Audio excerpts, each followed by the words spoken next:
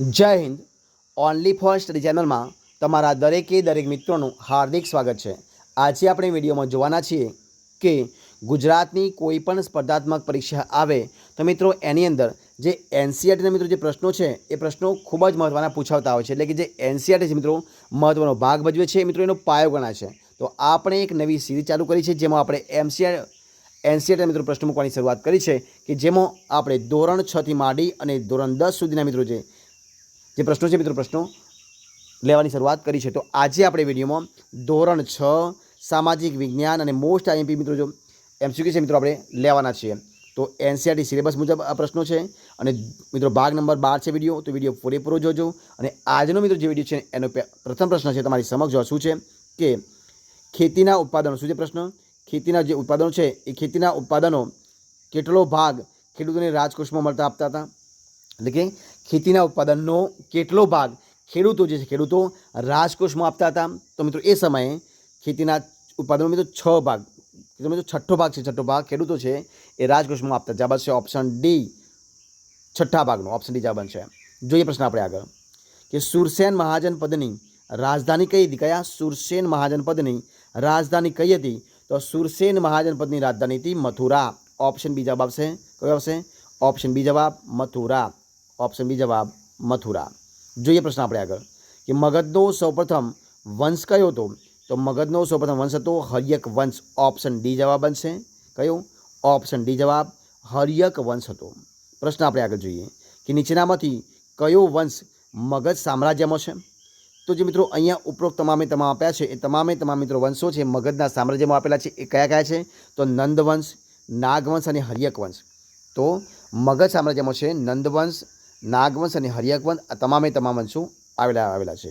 જોઈએ પ્રશ્ન આપણે આગળ કે સિકંદરના ભારત પરના આક્રમણ સમયે સિકંદરના ભારત પરના આક્રમણ સમયે મગધ પર કયા રાજા શાસન કરતો હતો? તો સિકંદરે જ્યારે ભારત પર આક્રમણ કર્યું એ સમયે મગધ પર મિત્રો કોણ? તો ધનાનંદ. કોણ મિત્રો? ધનાનંદ રાજા રાજ કરતો. જવાબ આવશે ઓપ્શન બી, ધનાનંદ મિત્રો શાસન કરતો હતો. ઓપ્શન બી જવાબ છે ધનાનંદ. પ્રશ્ન આપણે આગળ જોઈએ કે ગાંધારની રાજધાની કયા મિત્રો? ગાંધારની રાજધાની કઈ હતી? તો ગાંધારની રાજધાની હતી તક્ષશિલા. ઓપ્શન સી જવાબ આવશે. તક્ષશિલા. ઓપ્શન સી જવાબ. પ્રશ્ન આપણે આગળ ચર્ચા કરીએ કે નાગવંશ પછી કયા વંશની શરૂઆત થઈ હતી? તો નાગવંશ પછી નંદવંશ. કયા વંશની? ઓપ્શન સી જવાબ આવશે. નંદવંશની શરૂઆત થઈ હતી. ઓપ્શન સી જવાબ નંદવંશ. પ્રશ્ન આપણે આગળ જોઈએ કે કાશી મહાજનપદની રાજધાની કઈ હતી? તો કાશી મહાજનપદની રાજધાની હતી option B Varanasi. Option B જવાબ આવશે વારાણસી. ઓપ્શન બી જવાબ વારાણસી. જોઈએ પ્રશ્ન આપણે આગળ કે ઋગ્વેદ કાળ કે વૈદિક કાળમાં વડાને કયા નામે ઓળખવામાં આવતો હતો? તો ઋગ્વેદ કાળ કે વૈદિક કાળમાં વડાને મિત્રો રાજન્ય. મિત્રો કયા જવાબ આવશે? ઓપ્શન ડી, રાજન્ય નામે ઓળખવામાં આવતો. ઓપ્શન ડી જવાબ આવશે રાજન્ય. ઓપ્શન ડી જવાબ. જોઈએ પ્રશ્ન આપણે આગળ. કયો છે પ્રશ્ન કે અવંતીની રાજધાની કઈ હતી? તો અવંતીની રાજધાની હતી ઉજ્જૈની. મિત્રો કઈ હતી? ઓપ્શન એ જવાબ બનશે ઉજ્જૈની. ઓપ્શન એ જવાબ ઉજ્જૈની. અવંતીની રાજધાની હતી ઉજ્જૈની. પ્રશ્ન આપણે આગળ ચર્ચા કરીએ કે નાગવંશમાં કયા રાજાનો સમાવેશ થાય છે? તો નાગવંશ મિત્રો જે શિશુનાગ છે એ શિશુનાગ રાજાનો સમાવેશ થાય છે. જવાબ આવશે ઓપ્શન બી શિશુનાગ. પ્રશ્ન આપણે આગળ ચર્ચા કરીએ કે નીચેના પૈકી કયા રાજ્યનો ગણરાજ્યમાં સમાવેશ થાય છે?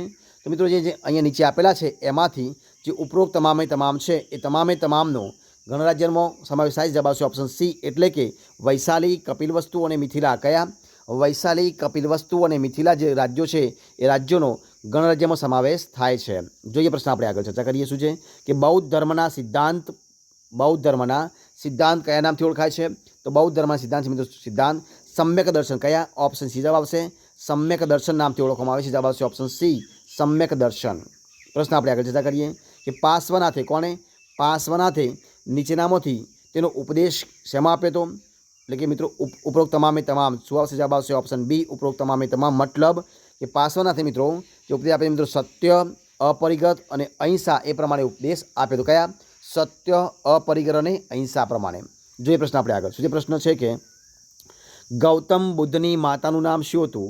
તો ગૌતમ બુદ્ધની માતાનું નામ હતું મહાદેવી. શું નામ હતું? મહાદેવી. જવાબ આવશે ઓપ્શન સી મહાદેવી નામ હતું. પ્રશ્ન આપણે આગળ ચર્ચા કરીએ કે ગૌતમ બુદ્ધના ગુરુનું નામ શું હતું? તો ગૌતમ બુદ્ધના ગુરુનું નામ હતું આલાર કલામ. શું નામ હતું? ગૌતમ બુદ્ધના ગુરુનું નામ હતું આલાર કલામ. ઓપ્શન બીજા બનશે આલાર કલામ.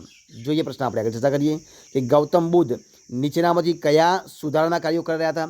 તો ગૌતમ બુદ્ધે મિત્રો જે ઉપરોક્ત તમામે તમામ છે એ તમામે તમામ કાર્યો કર્યા. સુધારણા જવાબ આવશે ઓપ્શન બી ઉપરોક્ત તમામ. મતલબ કે કર્મકાંડનો એમને વિરોધ કર્યો હતો, ઊંચ નીચના ભેદભાવનો વિરોધ કર્યો હતો અને ઈશ્વર અને આત્માનો ઇનકાર કર્યો હતો. કોને મિત્રો? ગૌતમ બુદ્ધે જે મિત્રો કર્મકાંડનો વિરોધ, ઉચ્ચ નીચના ભેદભાવનો વિરોધ, ઈશ્વર અને આત્માનો ઇનકાર આ સુધારણા કાર્યો કરે. જવાબ આવશે ઓપ્શન બી ઉપરોક્ત તમામે તમામ. જોઈએ પ્રશ્ન આપણે આગળ શું છે કે પાર્શ્વનાથ છે. પાર્શ્વનાથ કોના પુત્ર હતા?